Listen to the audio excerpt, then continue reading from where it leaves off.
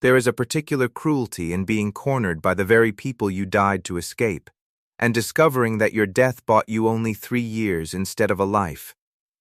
I learned its exact weight on a gray morning in the churchyard, with the men who had wanted me dead 3 years ago closing in at last, and the one man I had died to save standing between me and their blades, holding the one thing that could either save us both or finish what my false death had only interrupted. He held an unbound cord, a claiming cord, the kind two mates braid to seal a bond, ours, the one we never finished because I had made myself a corpse before he could. He had carried it for 3 years, and now he held it out to me in a churchyard full of men come to make my fake grave a real one, and the choice was mine. The way every terrible choice in this story had always been mine, to complete the bond I had broken to protect him, knowing it might be the thing that got us both killed, or to refuse it one final time and watch him die anyway, having spent 3 years dead for nothing. I am getting ahead of myself. You cannot understand the cord or the churchyard until you understand the grave and the death and the 3 years I spent being the best-kept lie in the Iron Reach. I had been dead for 3 years, and it had been working perfectly. Then, I came up the churchyard path one gray morning and saw a lone figure at my headstone. And I knew the set of those shoulders before I knew anything else, and my dead heart forgot it was supposed to be dead. My name was Maeve, though for 3 years it had been Edith, because a dead woman needs a living name to answer to, and I had chosen the plainest one I could find. I will tell you who I was before I tell you who I died as. I was an Omega of a border village, the lowest rank the packs keep, a nobody from nowhere. And then the Alpha King passed through my district on a progress. And the impossible thing happened. The thing that happens to perhaps one wolf in a generation. The bond woke. His and mine. The rare true kind, the fated kind. The kind the old wolves speak of in hushed voices. And it woke between the most powerful wolf in the realm and a border Omega who tended the village dead, and there was no mistaking it, and no undoing it, and within a fortnight I had gone from a graveyard girl no one looked at to the fated mate of the Alpha King, to be claimed before the whole realm at the next moon. We had a fortnight. I want you to hold that, because it is the part that makes everything after it cost what it cost.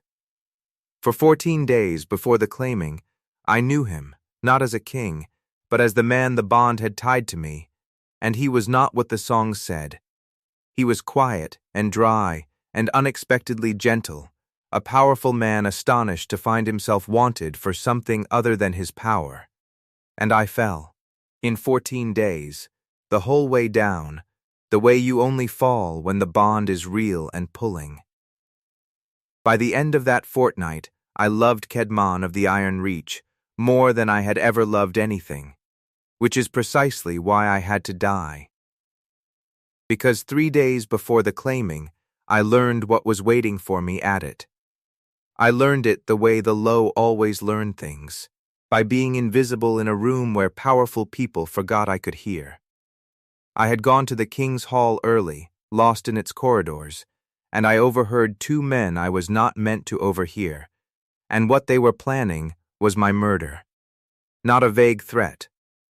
A plan.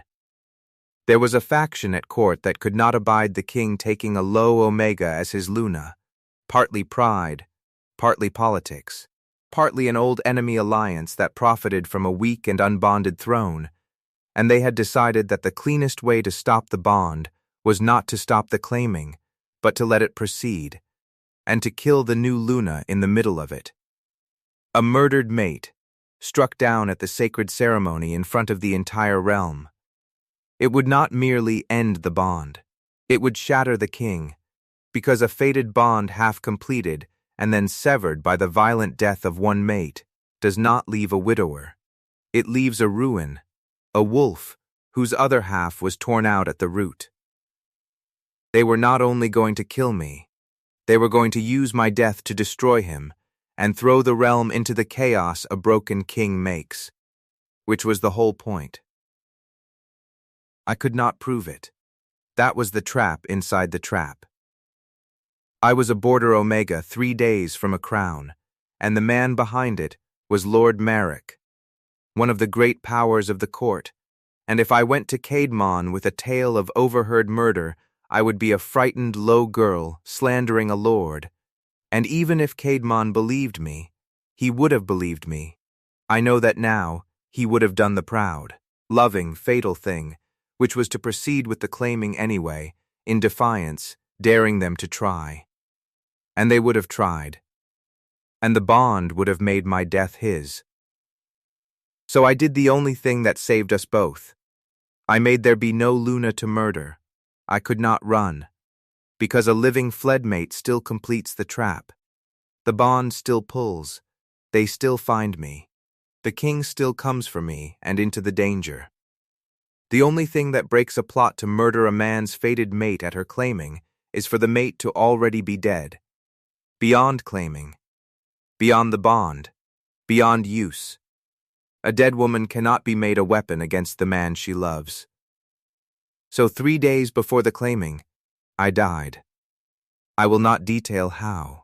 It is enough to say that a girl who has spent her life tending the dead knows exactly how to counterfeit one, knows which herbs slow a breath and still a heart to stone, knows how a body is washed and shrouded, and who looks closely, and who does not. I had help, one old woman who had taught me the death trade and asked no questions.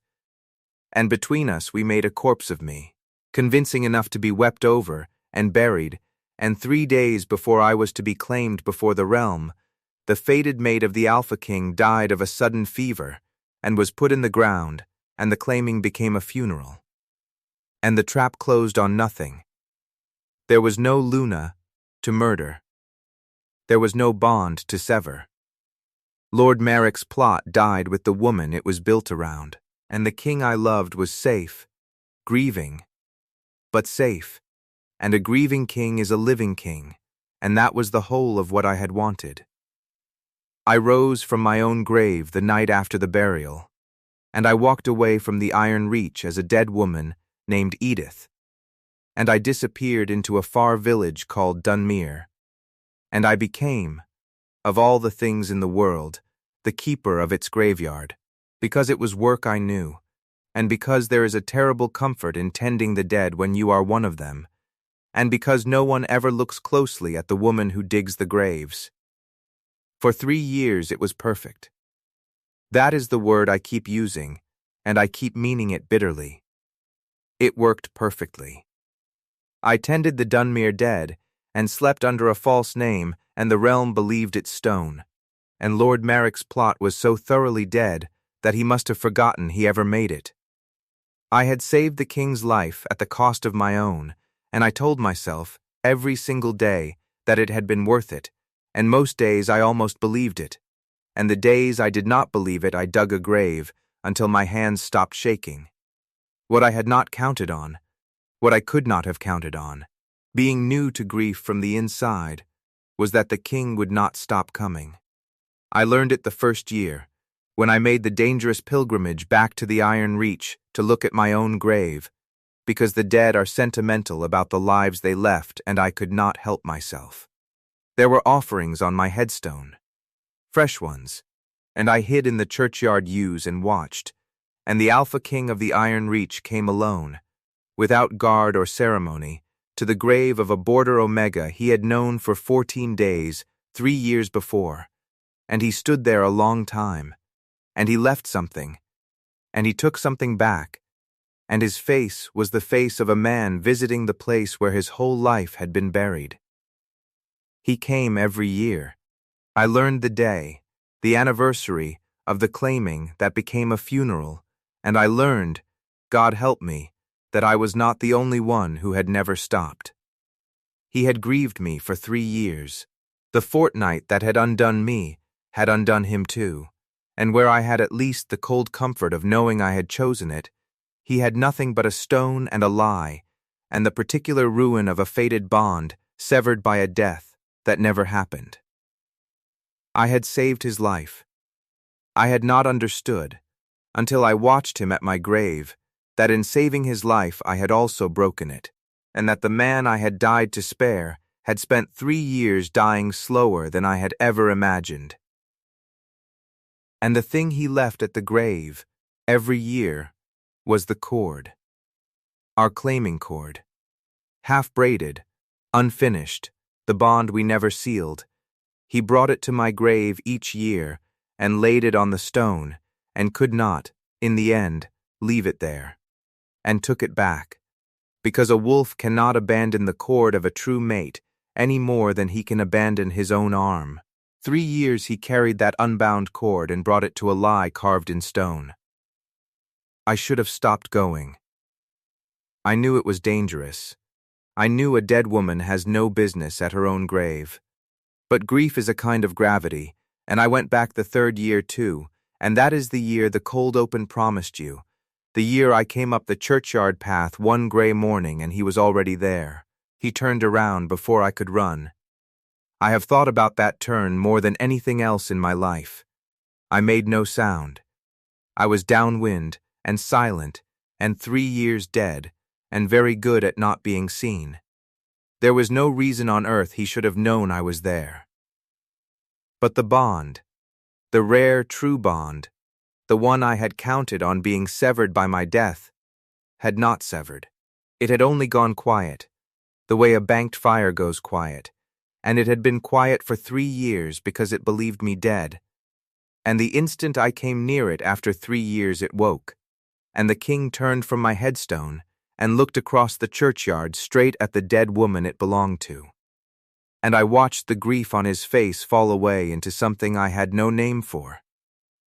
Something past shock, the look of a man seeing a thing he has prayed for and stopped believing in.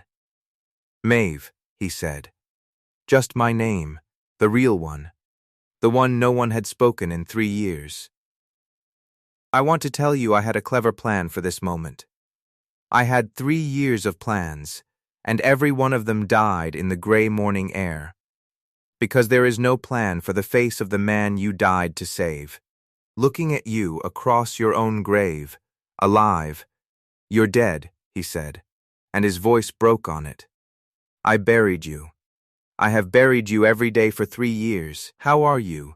And then the king who had grieved me to the bone did the thing that broke my heart worse than his grief had, which was to stop demanding answers and simply cross the churchyard and put his hands on my face as though I were made of smoke and might go, and say, very low, you're warm. Maeve, you're warm.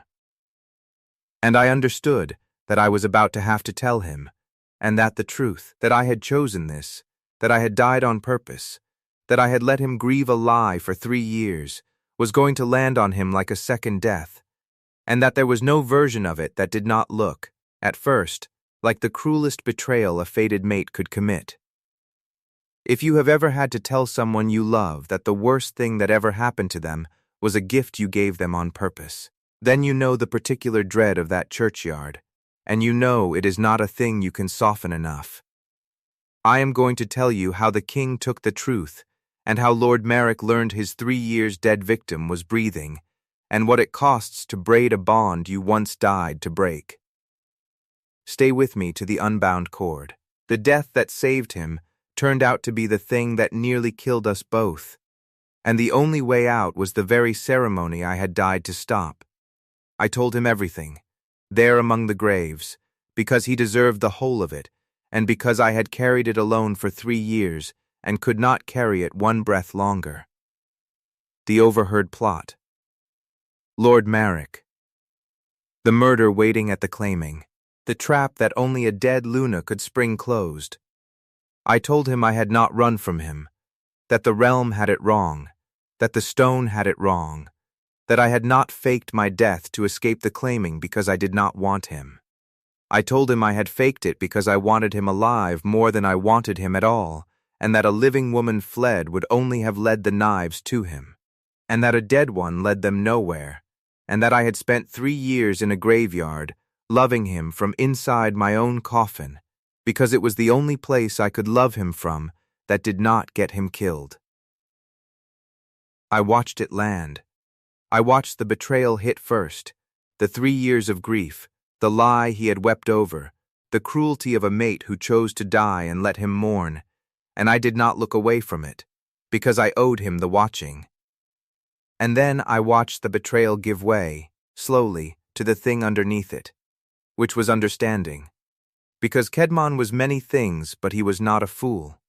And a man who has spent 3 years grieving a fated mate knows exactly what a fated bond severed by violent death does to the surviving wolf. And he understood, standing there, that I had not just saved his life. I had saved him from the ruin my murder would have made of him. And I had paid for it, with 3 years in a grave, and I had never once stopped loving him through any of it. You died, he said slowly, so that they could not use my love for you to destroy me. Yes, you have been 3 years in a graveyard, alone, tending my offerings without telling me, letting me grieve, because telling me would have led them back to you, and through you to me. Yes, my voice was not steady now. I am not sorry I did it, Kedmon. I am sorry for every day of what it cost you. But I would do it again. A grieving king is a living king. I decided 3 years ago that I would rather you mourn me alive than claim me dead, and nothing in this churchyard has changed my arithmetic. And the grieving king looked at me for a long moment, and then he did the thing that told me he was, after everything, still mine. He did not rage at the deception. He did not demand I apologize for 3 years of his grief. He took the unbound cord out of his coat, the cord he had carried to my grave for 3 years, and he looked at it, and he looked at me, and he said, "Then your arithmetic is wrong, and I am going to spend the rest of our lives proving it. You decided alone, 3 years ago, that my safety was worth your death. You did not let me choose. You did the loving, terrible, arrogant thing of deciding for me that I would rather have a living grief than a dead wife, and you never once asked the dead wife's husband what he wanted." His hand closed around the cord. "I want you. Alive, and at risk, and mine, with the danger and all. I would rather have 1 year bonded to you with Marek's knives at the door than 50 grieving you safe. You do not get to die for me again, Maeve. From now on we are in the danger together, or not at all. We did not get to choose the hour, because Lord Marek had eyes I had not counted on, and a dead woman seen embracing the king in a churchyard does not stay secret. He learned within days that his 3 years dead victim was alive, and Lord Marek understood, faster than anyone, exactly what it meant for him. His old crime was no longer buried. The woman who had overheard his murder plot was breathing and standing beside the king. And worse for him, the bond he had killed her to prevent was about to be completed after all, and a king bonded to a strong, living, witnessed Luna is a king no faction can destabilize. The very thing Marek had spent 3 years and 1 murder trying to prevent. He had to finish what my false death had interrupted. He had to make the grave true. He moved the way powerful cornered men move. He could not simply send assassins to the king's hall, now guarded and warned. But a Luna not yet bonded, not yet claimed, still legally a dead woman with no standing and no protection. A resurrected Omega could vanish again, permanently, and who would even question the redisappearance of a woman the realm already believed dead? He sent his men for me, to the one place the bond would draw me, because Marek was clever and understood that a fated mate, given the chance, returns to the place her grief lives. He sent them to the churchyard. To my grave. That is the churchyard the cold open promised you. They came for me among the graves I had tended for 3 years, Marek's men, to put the dead woman back in the ground for good, and the king was there, because he would not let me out of his sight now, not for anything, and he had the unbound cord in his hand, because we had come to that grave together to do the thing I had died to stop. This is where the woman who had spent 3 years as a careful, hidden, sacrificial ghost had to become something else. because I had run out of graves to hide in, and the lesson of 3 years was finally, brutally clear. My death had not saved him. It had only postponed the reckoning and bought Marek 3 years to grow stronger, and left us to fight the same battle weaker and later. I had decided alone, once, that the way to save the man I loved was to remove myself. I had been wrong. The way to save him was not to die for him. It was to stand beside him and finish the thing we had started, and let the bond make us both stronger than either of us was apart. So when Marek's men came over the churchyard wall, I did not run, and I did not die, and I did not sacrifice myself a second time. I chose the opposite. Bind it, I said to Kedmon, holding out my wrist, the assassins closing in across the graves. Now here, finish the claiming you never got to finish. Not because the danger is past, because it is not, and I am done waiting for it to be. Bind the cord, Kedmon. Make me your Luna in front of these knives and let them learn what they actually interrupted 3 years ago. Which was not a wedding. It was an alliance. And the Alpha King braided the unbound cord around our wrists, there among the graves, with assassins 3 strides away, and the bond we had broken with a false death 3 years before completed at last.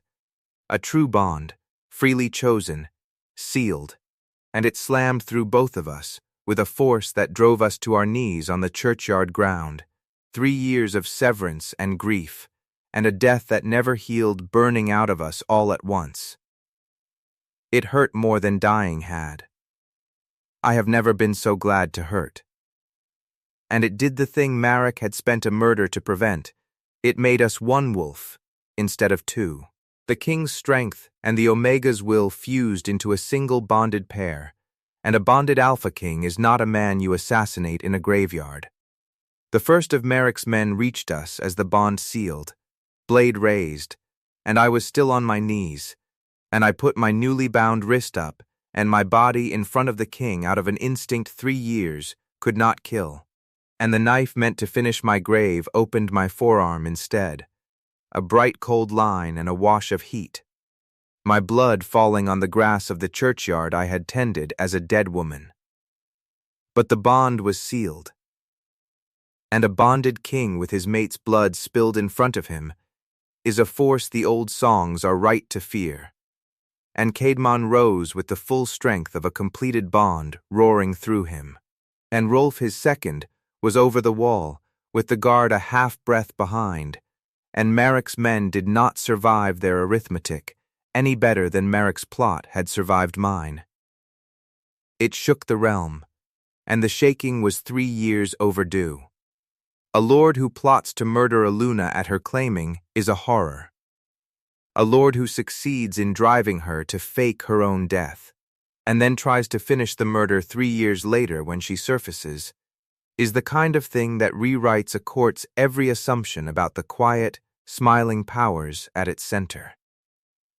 Lord Marek was given to the law, and the unburying of his 3-year-old plot reached into a whole faction that had profited from the king's long grief and longer solitude, for they had not only stolen a Luna from the realm, they had stolen 3 years from a king, and a court that had thought Kedmon merely cold and unlucky in love learned that his coldness had been grief, and his solitude a wound, and that both had been inflicted on purpose.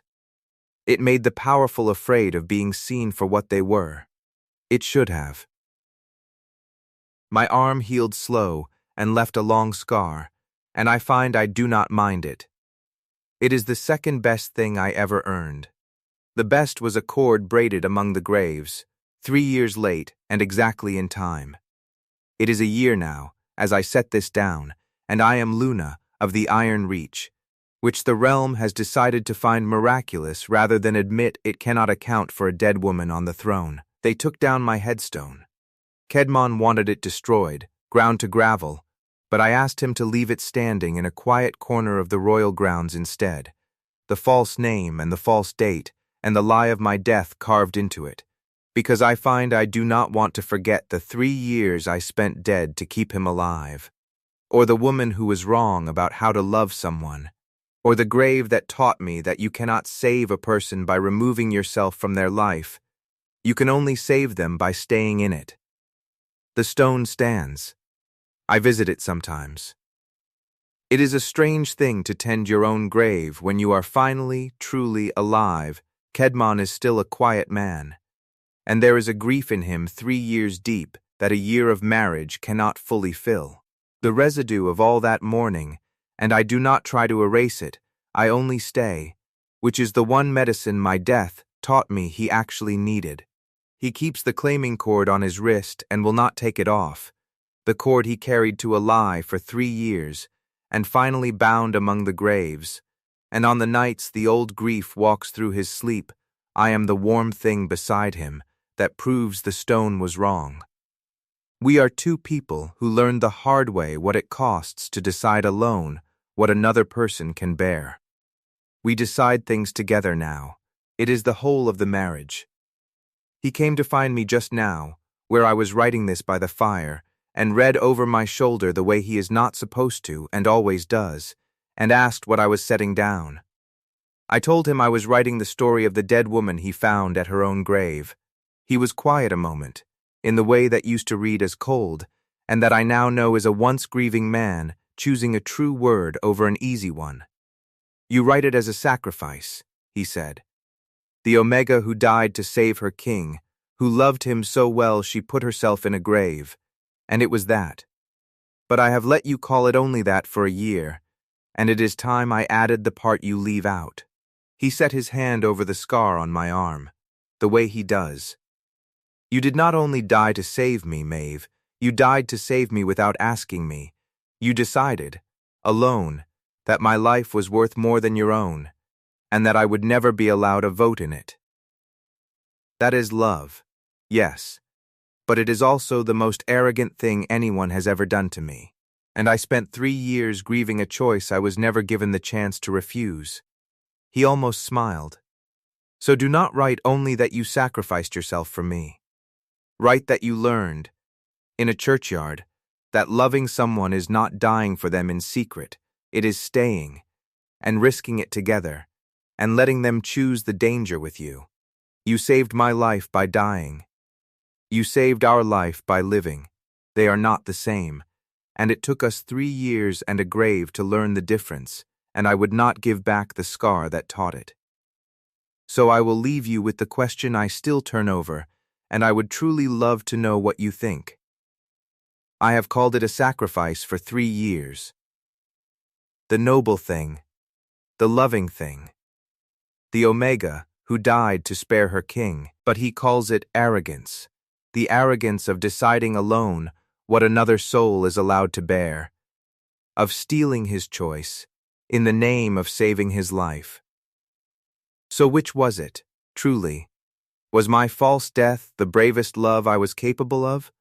Or was it a frightened woman taking the one decision that should have been ours, and making it alone, and calling the theft a gift? Did I save him?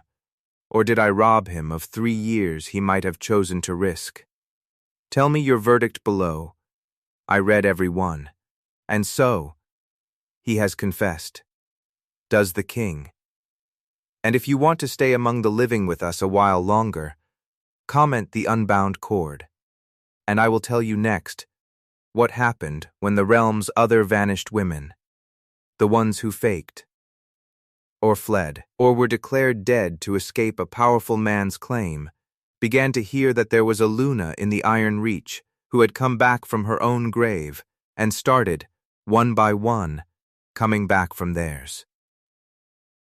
So if you have ever decided, all alone in the dark, to remove yourself from a life to save it, wherever you are listening from tonight, let someone have a vote before you go. I died to save the man I loved, and it worked perfectly, and it was very nearly the worst thing I ever did to him. The bravest love is not the grave. It is staying, and letting them choose the danger beside you. I learned it 3 years too late, at the foot of my own headstone. Do not learn it as slowly as I did.